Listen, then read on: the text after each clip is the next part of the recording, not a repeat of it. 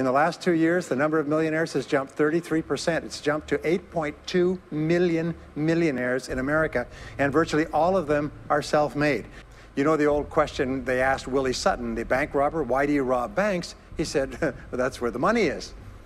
Well, being in the top 10% is where the money is. So what you have to do is you have to pay any price and make any sacrifice to get into the top 10% in your field.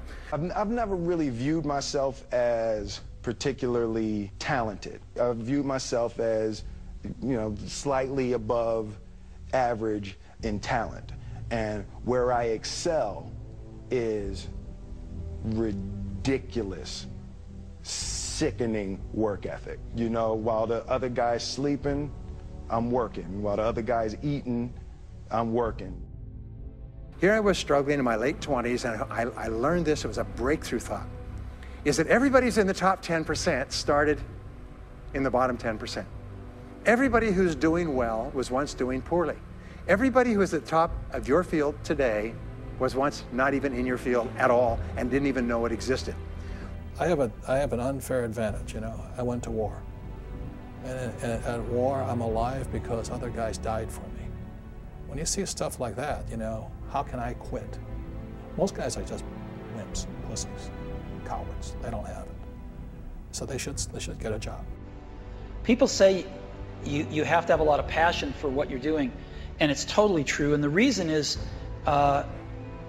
because it's so hard that if you don't, any rational person would give up. It's really hard, and you have to do it over a sustained period of time. So if you don't love it, if you're not having fun doing it, you don't really love it, you're going to give up.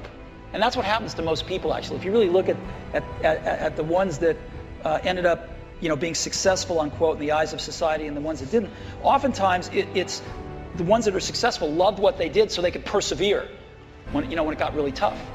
And the ones that didn't love it quit because they're sane, right? Who would want to put up with this stuff if you don't love it?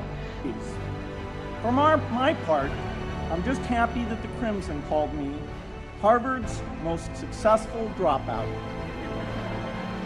I guess that makes me valedictorian of my own special class.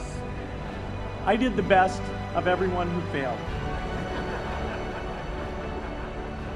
But I also want to be recognized as the guy who got Steve Ballmer to drop out of business school.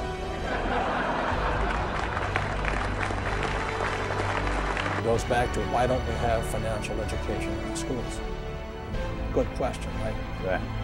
And how come the tax laws are different for different people? Make up your mind. I made up my mind. It's rich dad, poor dad. I want to listen to my old man, PhD.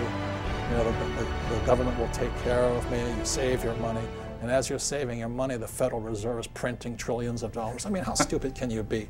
And invest your money for the long term in a well-diversified portfolio of mutual funds, send it straight to Wall Street so that they can pay their brokers $10 million a year bonuses. I mean, how stupid does a person have to be? I mean, wake up.